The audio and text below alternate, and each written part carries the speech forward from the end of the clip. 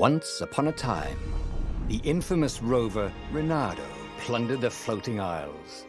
Then his mother called him to her deathbed. "Swear to me that you won't die on the gallows," she rasped. Reluctantly, he swore.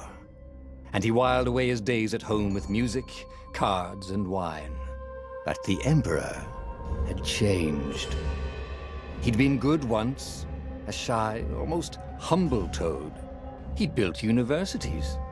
But then people started whispering about mass graves in the woods, midnight rituals, victims screaming. The Imperial Ravens would round up entire villages, and no one ever returned. The Ravens had come to Ubar scouting for ancient books said to be of great power. But the librarians had hidden the books, so they'd burnt the librarians. The citizens, outraged, had driven them off. The Ravens had come back with dropships. The kid had fled with one of those books. He was brave and dumb and wanted to join the rebellion. And Reynardo had promised his mother he'd protect him.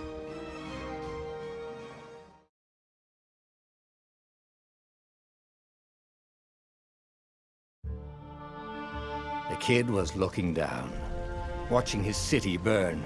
"Sorry, kid," Reynardo told the kid. "Look, if we give them the book, they'll leave you alone." "My mother died for this book!" "I promised her I'd protect you." "Oh, damn it."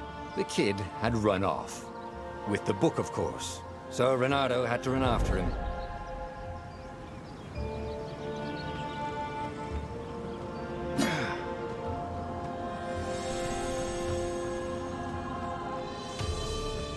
The two Ravens were staring at the kid like he was their dinner, which probably was what was in their tiny brains.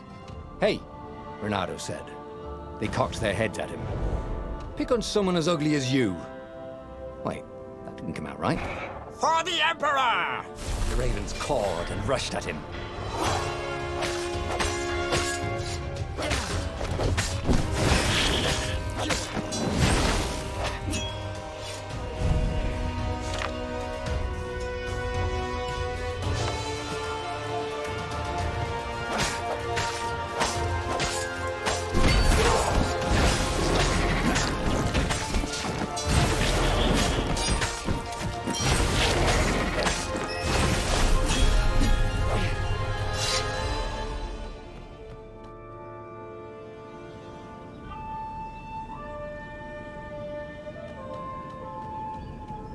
A dropship flew overhead.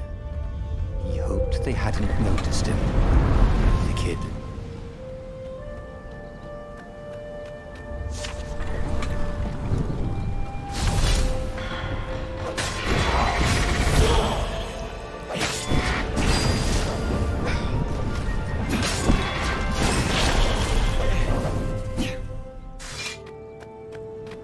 Oh, right. The Gate of Heroes. Someone's idea of a joke, making the skyship docks a gated community. You needed a hero's sword to open it. And the kid was on the other side of the gate. "Who let you through? Promise me you'll take the book to the rebels, or I'm gonna steal your ship." "I'm not taking that damn book anywhere, and neither are you." "Try and stop me," laughed the kid. "I bet you don't even have a hero's sword." And with that, the kid hopped away. Had to hand it to the kid. He was an idiot, but he had guts. Where was Reynardo going to get a hero sword?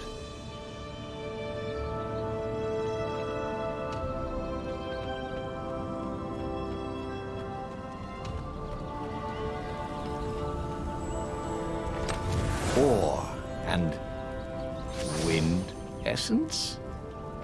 That sounds about right. Perfect.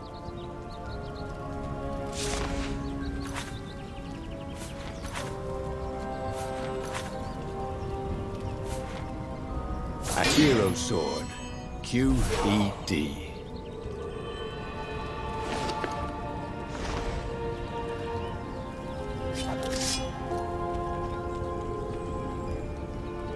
This is what he got for settling down and finding people to care about. The kid's mum had been a swell cook, and she'd laughed at Renado's jokes, even when he didn't know he'd made one. And then the ravens had come to burn her. And she'd made him promise to protect the kid. But she never told him where the book was, just the kid.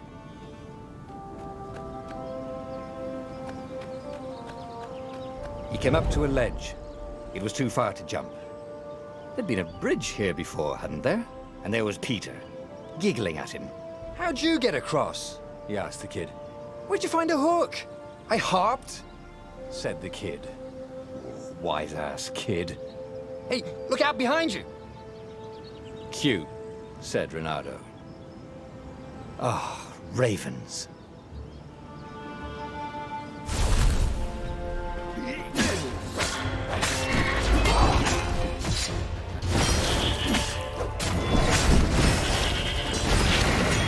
It was time to talk some sense into the kid. Just hook his way across the ledge and chase the kid down.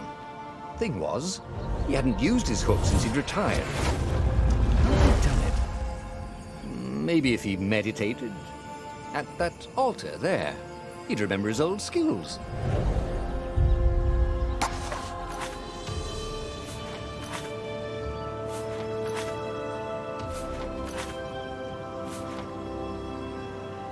It was starting to come back to him. Something you never completely forgot, like how to freeze time when attacking. The more he fought, the more he'd probably remember.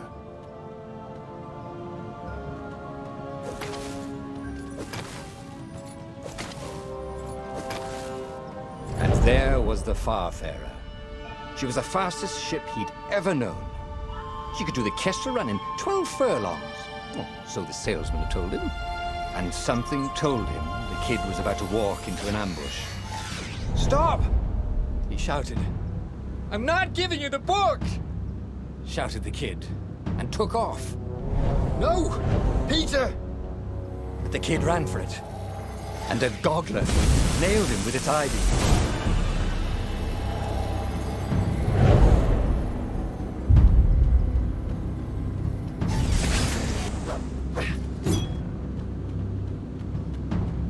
The book was unburned. Next to it were the buckles from the kid's shoes, and a kid-sized pile of ashes. Damn it, why hadn't he lied and told the kid he'd take the book to the rebels? The kid would be alive now. Really pissed off and betrayed, but alive. Oh, damn it. Renato picked up the book. He couldn't let the Empire have it now. He was going to have to get it out of there. He'd be a wanted man. Probably have to join the rebellion just to have a place to dock. Well, he'd hated home life anyway.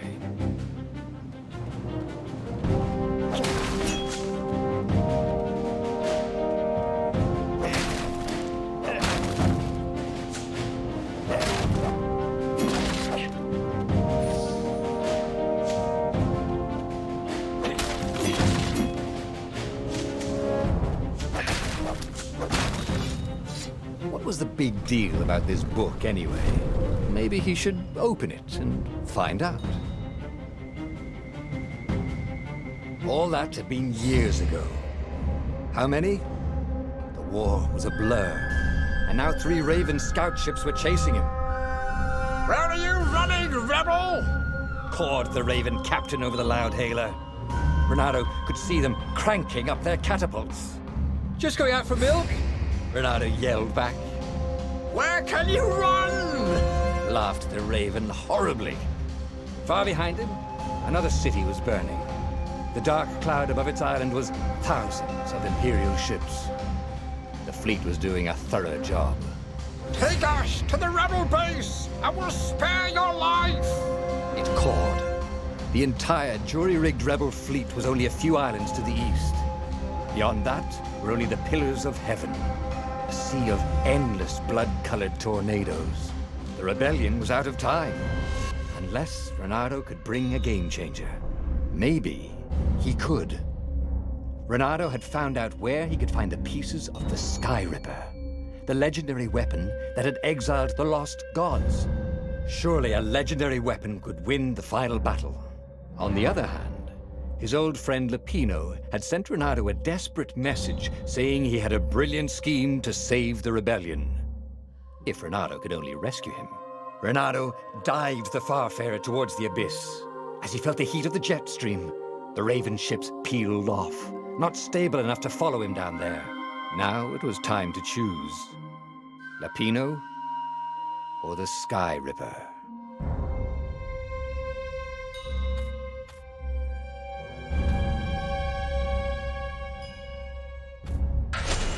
Ah, Lapino. Apparently, the Mad Rabbit had sold a Pegasus that he did not exactly own. Lapino always wiggled out of trouble, given time. But he was out of time. The Ravens had figured out that Lapino was a rebel spy. If the fleet reached him first, they'd string him up for that. Never mind the winged horse.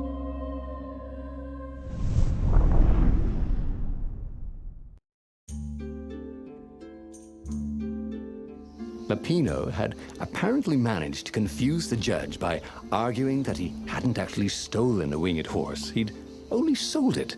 But wait, where was the prisoner?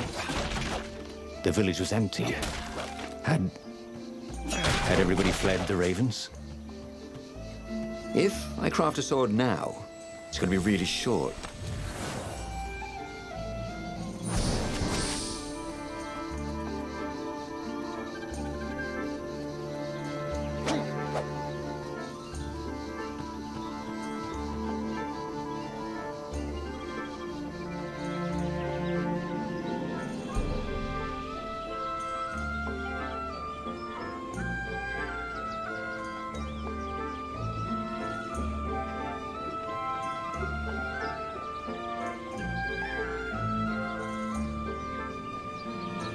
People were frightened these days. Just 2 weeks past, Renato had sneaked through an empty town and listened to the Ravens caw about the Emperor's new taste in ritual sacrifice. Renato's blood was up. He just needed to smash something.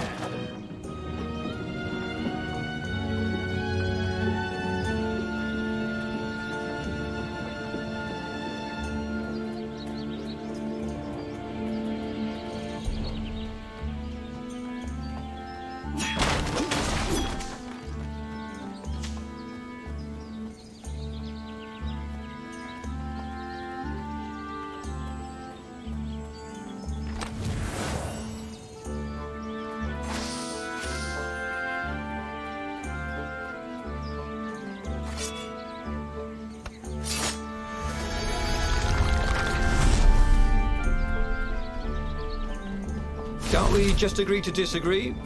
Said Renato. No?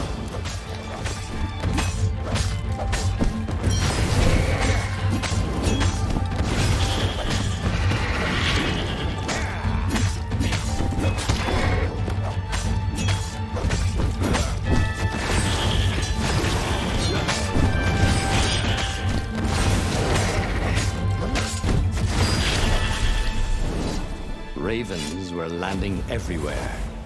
The advance guard. He'd better get moving. If they got to Lapino first, they'd eat him for breakfast. Or a snack. Ravens weren't picky. If they got hungry, they sometimes forgot to interrogate their prisoners. Even top spies like Lapino. Where had the Mad Rabbit got to?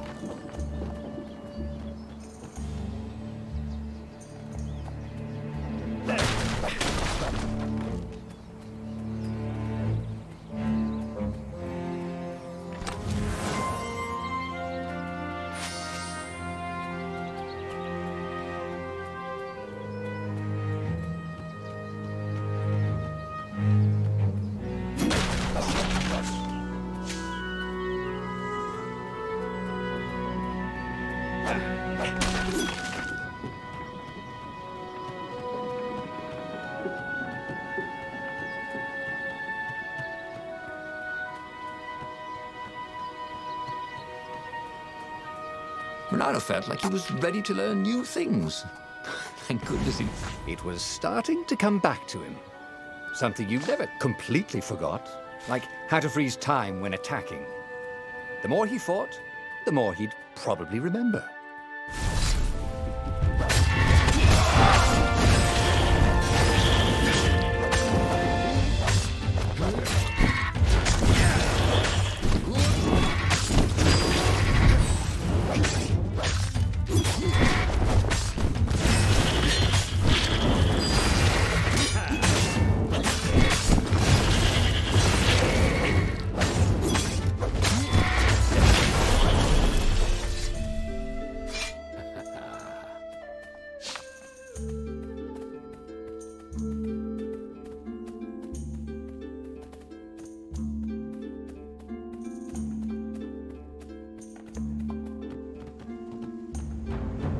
Renato felt a chill run down his back. Or possibly a flea.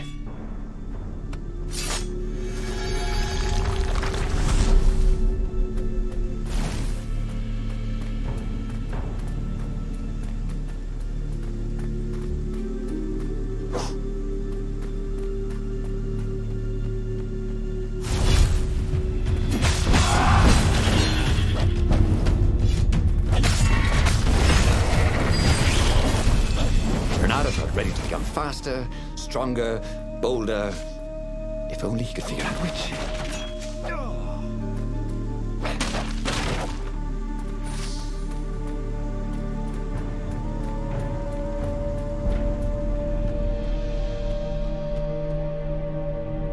Dirty and bloody, Renato finally reached Lapino. The rabbit was practicing his shuffle. Renato recognized the cards. It was Lapino's favorite deck. Oh, I thought you were in danger. I am. The ravens are coming. Oh, the prison thing. Right, yeah, see, this guard owed me 53 ducats, so we made a deal. They're very reasonable people, actually, for weasels. Now, I got a brilliant plan to kidnap Zenobia. We capture Zenobia, we find out what she knows, and that's the whole war right there. Easy peasy, lemon squeezy. Capture the Emperor's greatest general, who also happened to be a deadly sorcerer and, oh, his only daughter? That would be worth it. On the other hand, he could still get to the core of the Sky Ripper, even if he couldn't get the whole thing. It must have great power.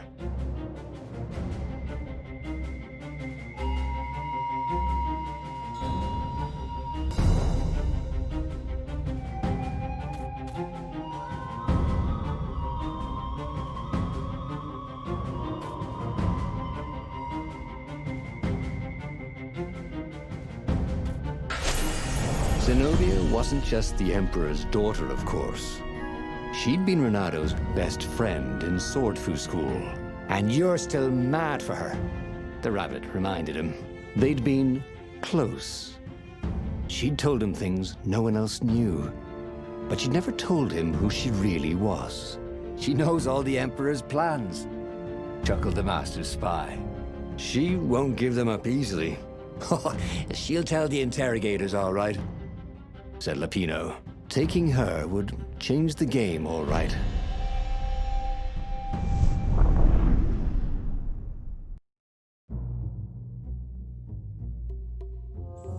The city was already under Zenobia's control. I had to admire her efficiency. Renato shivered at the thought of Zenobia at the mercy of the interrogators. Could he really turn her over to them? But this was war. It wasn't meant to be pretty.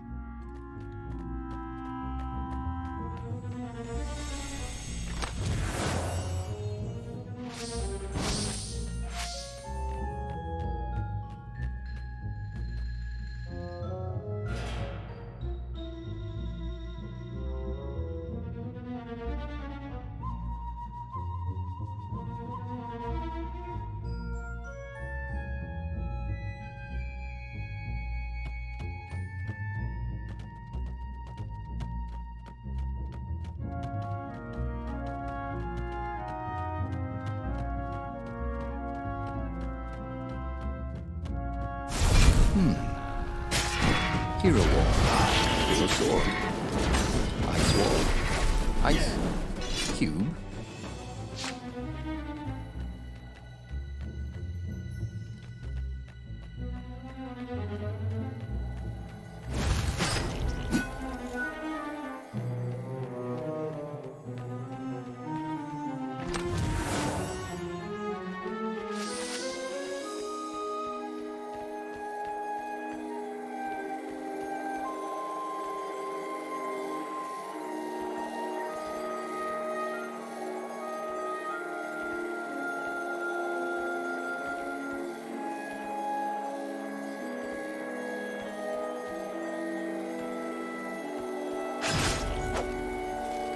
These things really slice like ham.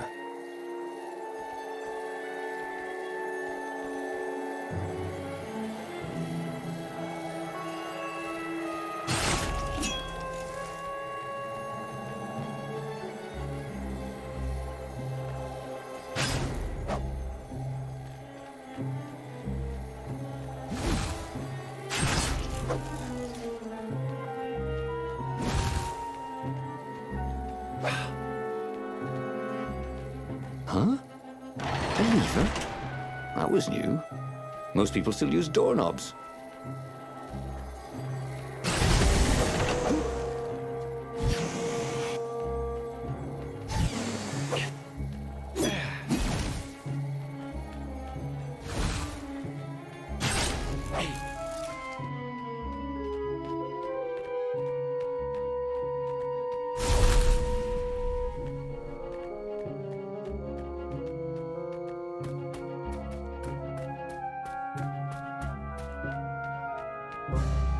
So, what's this plan of yours? Use me as bait, said Lupino. And he outlined a slightly complicated plan that involved geese, a net, setting the Farfarer a little bit on fire, Lupino dressing as an old blind toad, and Reynardo hiding inside a monstrous watermelon. What could possibly go wrong? Thought Reynardo.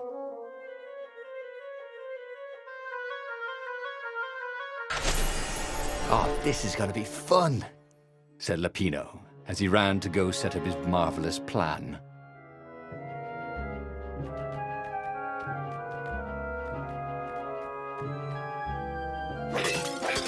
It was definitely easier to fight inanimate objects.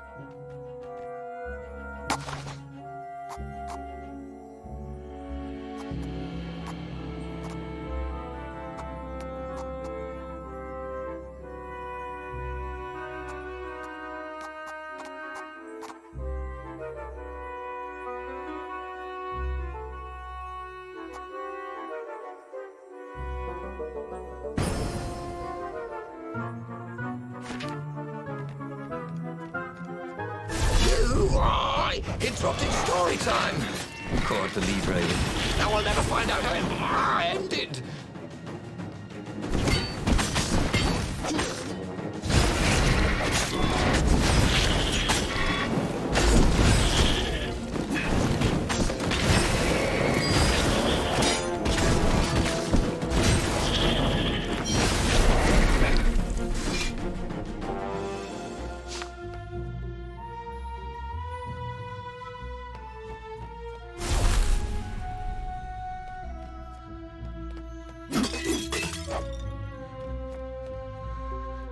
Reynardo felt dubious about the whole plan.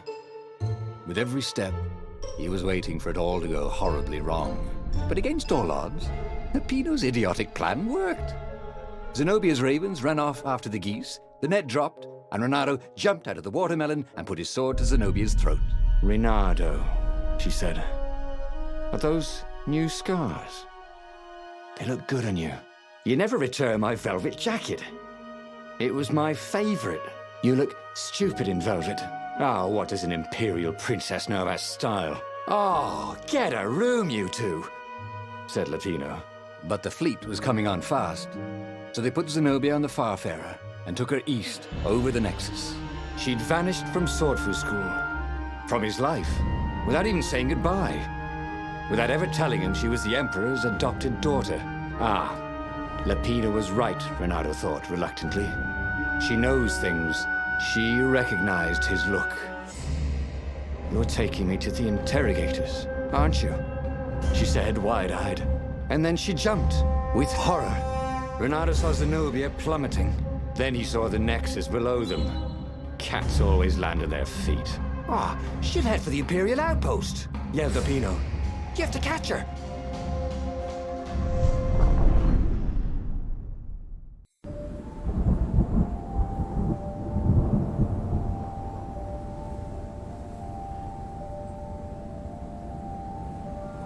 Cats can run faster, but foxes can run longer. If he ran, he could head her off before she reached her minions at the outpost. Well, he did love a good chase.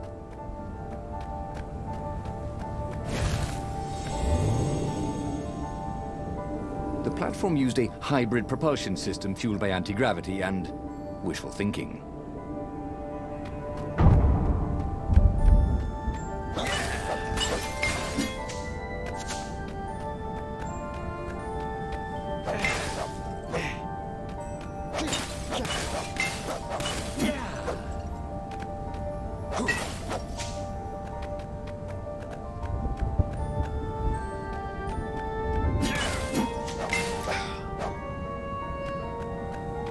Who needed bridges anyway?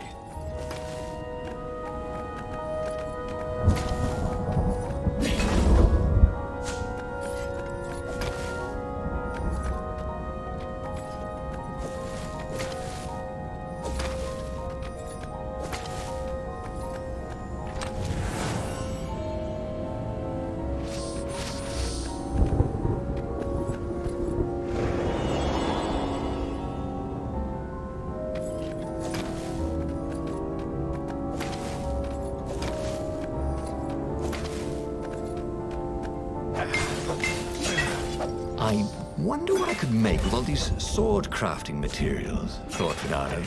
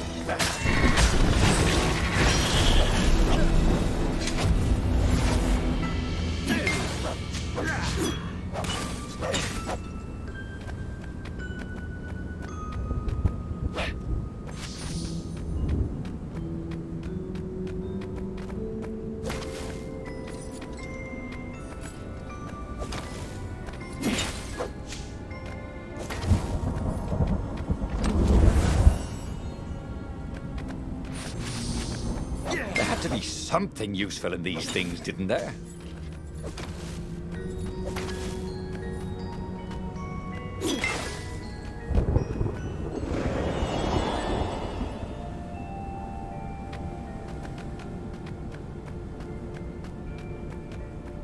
He was closing on her.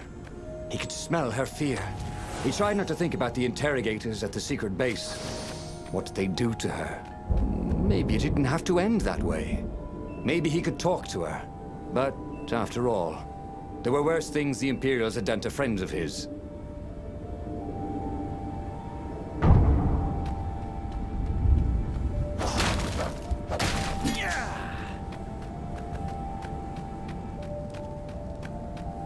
A crafting bench. Renato wondered what he could make with it.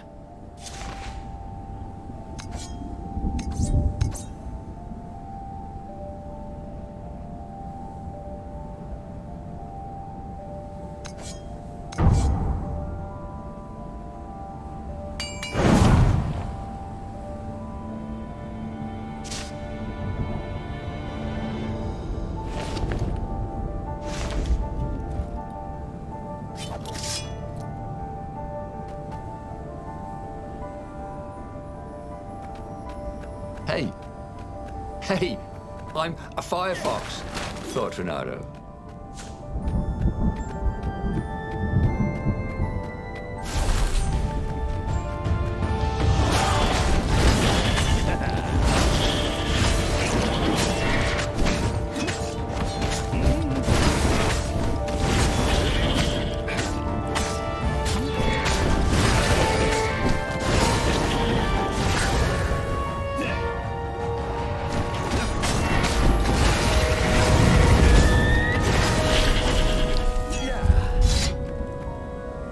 Bernardo reached the outpost. The Imperials there were no match for him. Soon after, Zenobia limped up the path. When she realized he was already in front of her, she didn't even try to run. "Oh, you left without saying goodbye." Again, he said, "Please, I'm enjoying this a little too much," she said, shaken.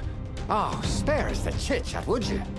said Lapino as he shackled her hands so she couldn't throw spells. "She knows all his plans." All the way back to the Farfarer, Lapino nagged Renato about how the interrogators would pry all the intel out of Zenobia. How that would turn the tides in the imminent battle. All they had to do was take her to the rebels' secret base. Renato didn't like to think about what the interrogators would do to her. Couldn't he just talk to her?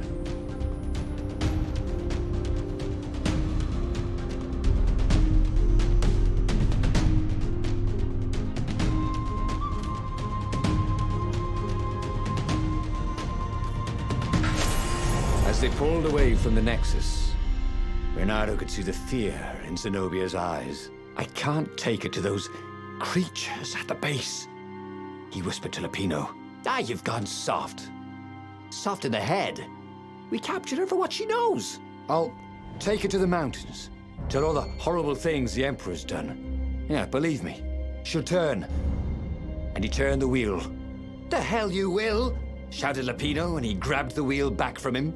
The two of them wrestled for control of the ship. It shot off like a mad sparrow. Suddenly, Renato was falling.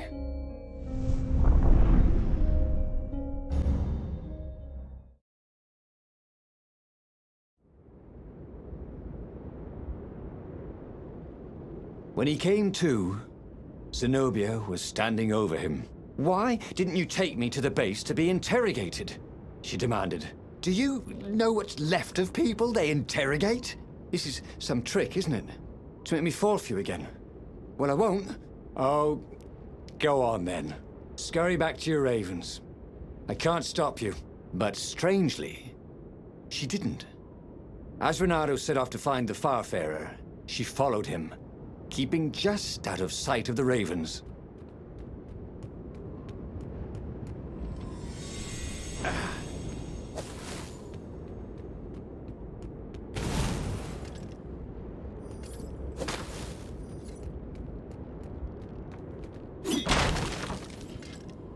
"Don't look down," he thought.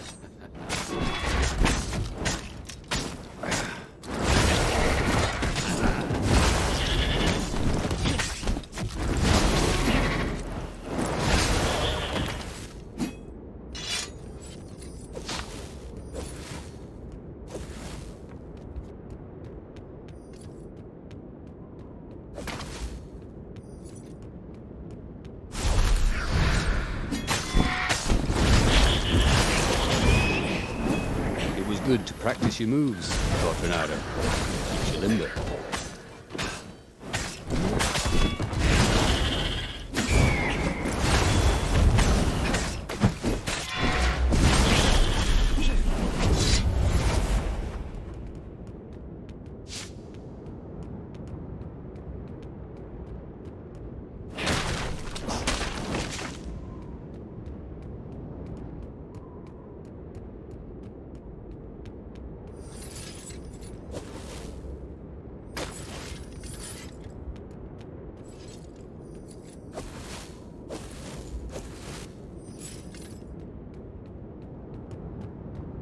When Renato went to the china shop, for some reason the owner was always nervous.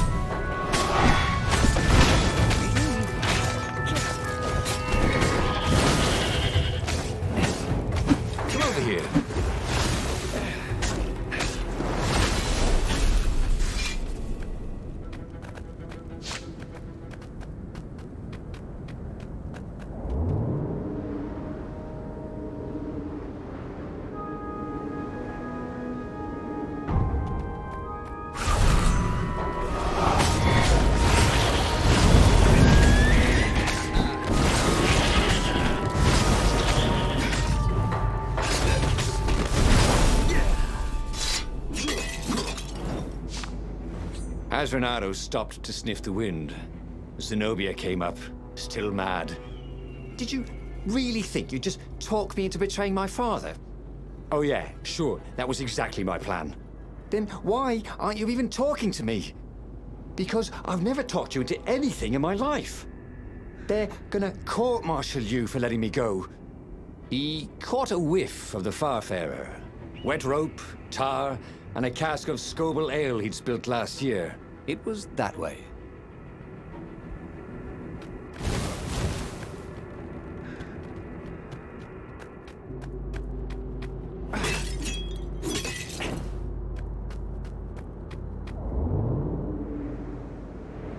No skateboarding, the sign said.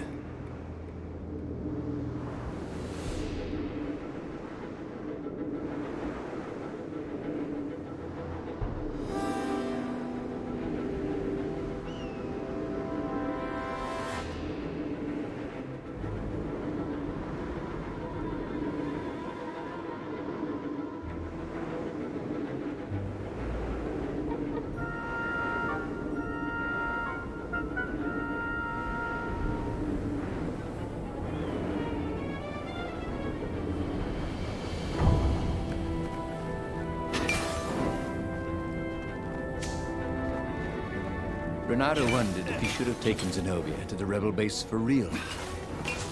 Maybe she wasn't playing him after all. After the bleak talk about the Emperor's dark secrets, he was regretting his suspicions.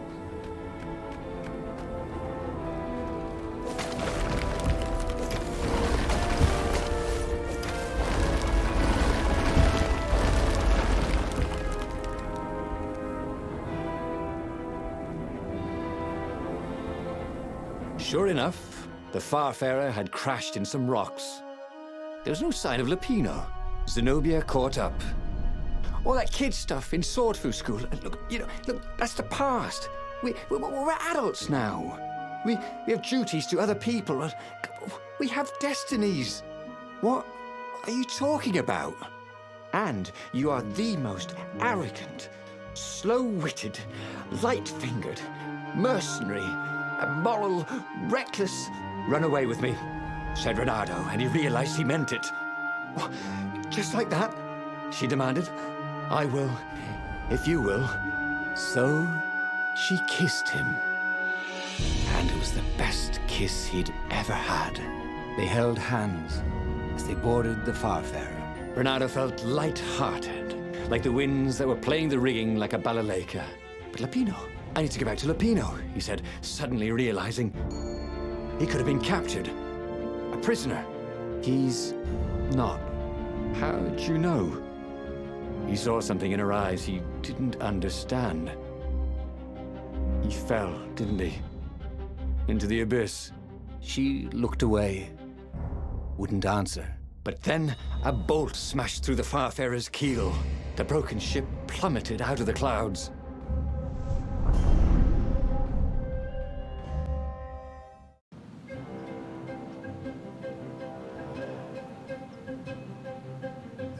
Renato picked himself off the deck. They were alive.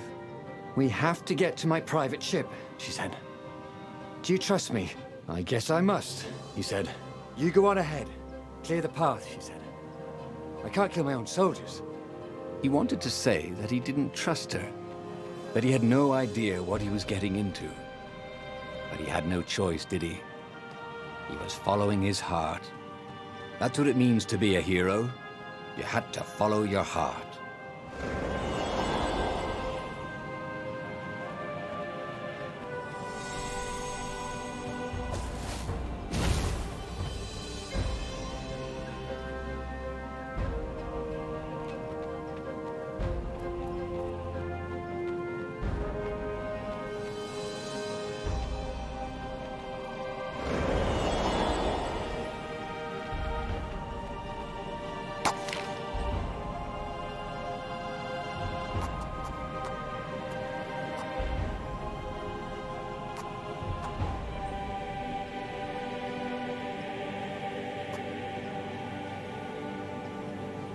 Missed his old skills. He welcomed them back like he was at a reunion.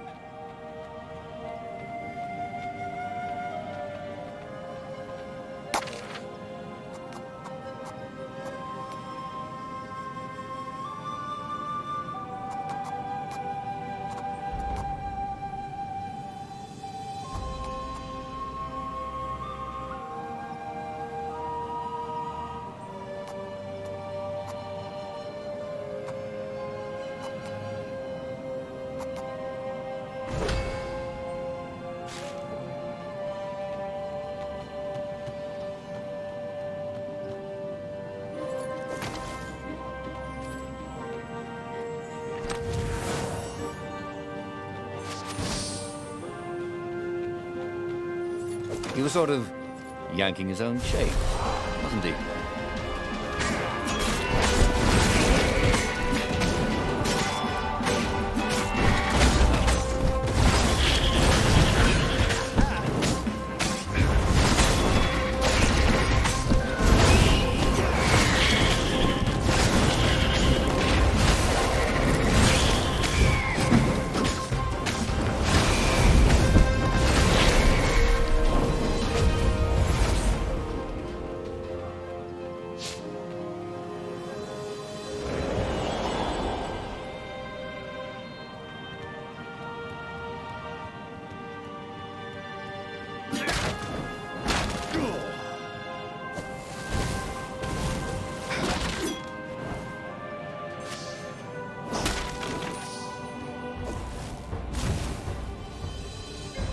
Renato, smash!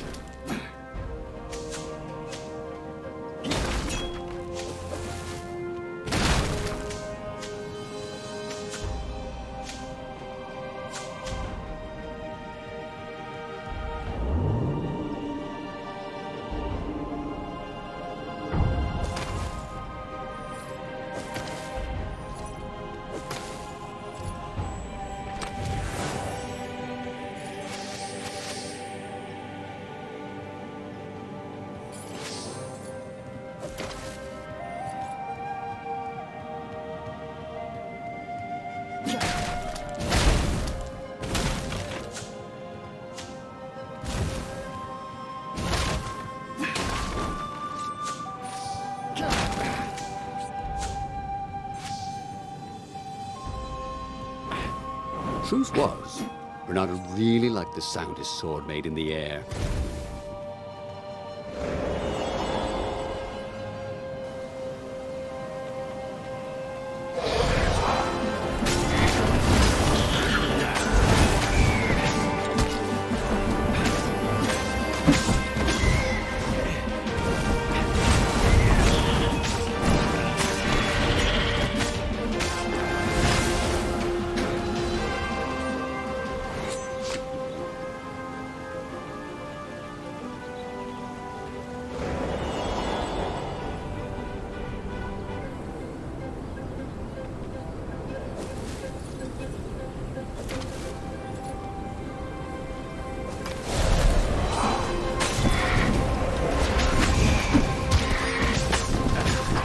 Here, fishy!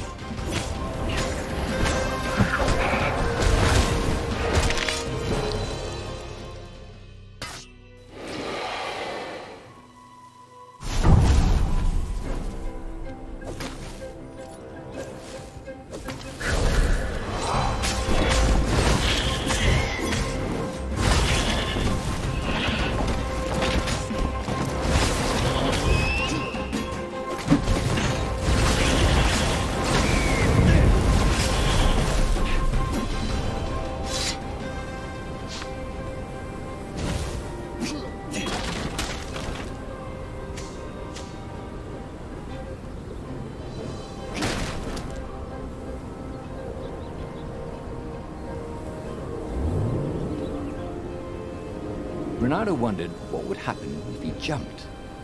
Would he be rescued by an emergency platform?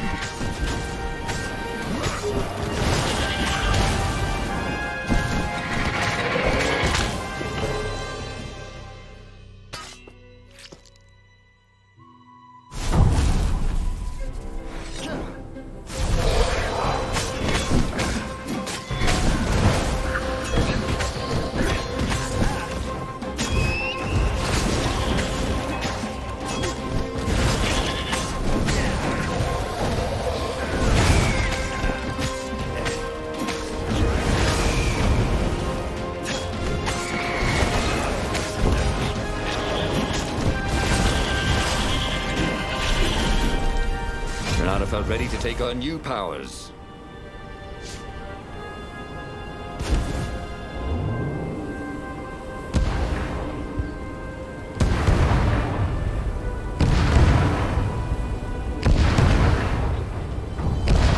They paused to catch their breath.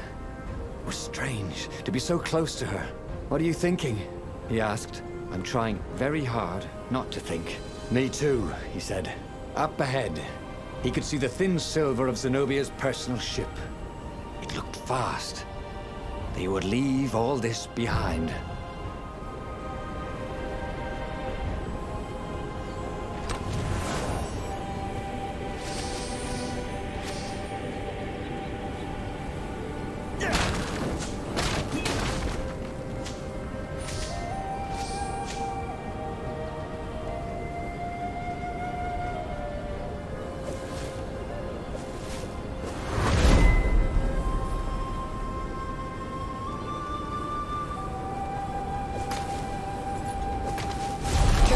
Kill the rebel!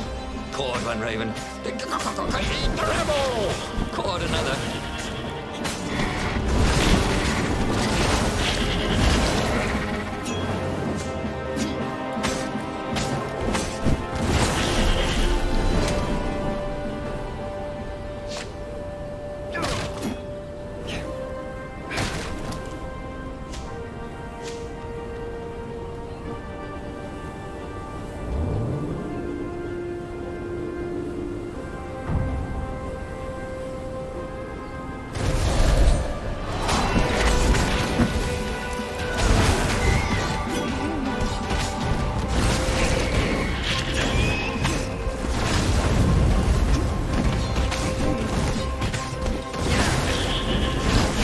Gone rather well, actually.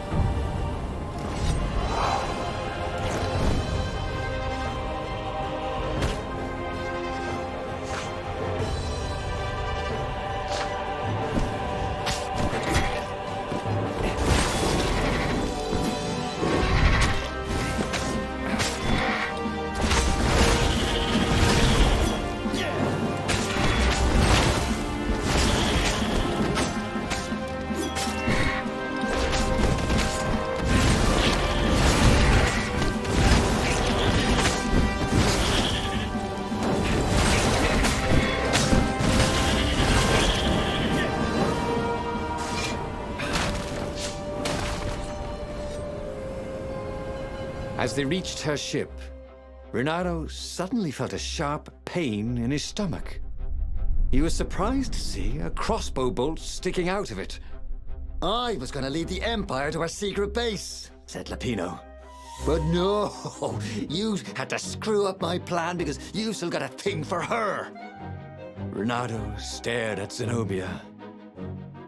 "The kiss, was it real?" she said, with a look of indescribable sorrow. She gestured and said an arcane word, and Lapino went flying into the abyss, screaming, "I'm telling your father!" Then she knelt down to cradle his head, and her paws felt very soft and warm. Okay, that was weird. He could have sworn he just died. Instead, he was on the Farfarer, sailing away from Ubar. And it was still burning. He'd fled burning Ubar years ago, hadn't he? And now he was back there. Had all those years fighting the Empire been nothing but a vision into the future? A useful vision if it was true. He'd learned something. Lapino was a traitor. Renato had suspected there was something wrong with the Mad Rabbit. But now he knew there was malice behind his goofiness.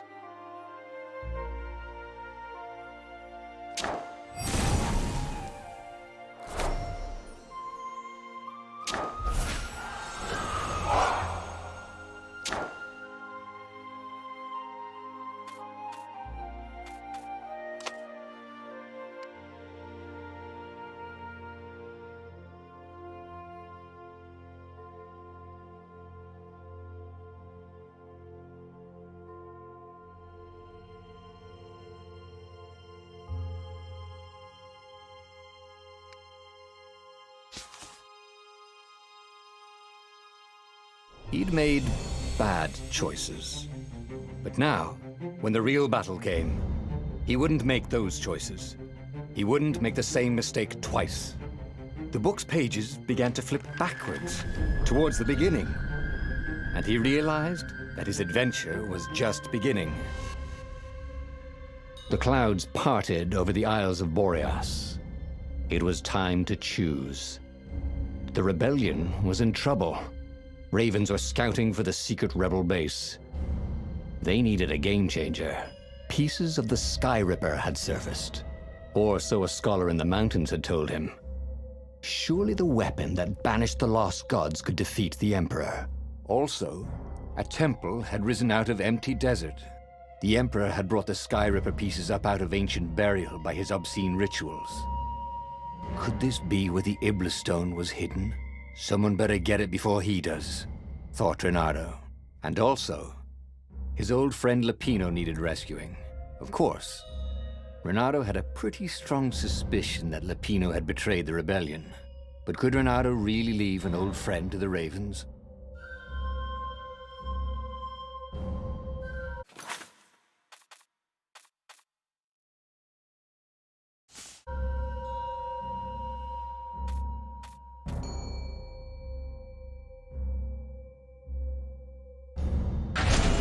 Every child knew about the Sky Ripper. The Transcendent Emperor had buried its pieces. What could have brought them to light? This Emperor, Isengrim III, had once been kind, but he'd gone mad. And now he was conducting secret, obscene rituals to bring back the lost gods. Had he, somehow, summoned the long-lost components of the legendary weapon out of the deep places of the earth? It was more than Reynardo could fathom. But if he could find a legendary weapon, he would use it.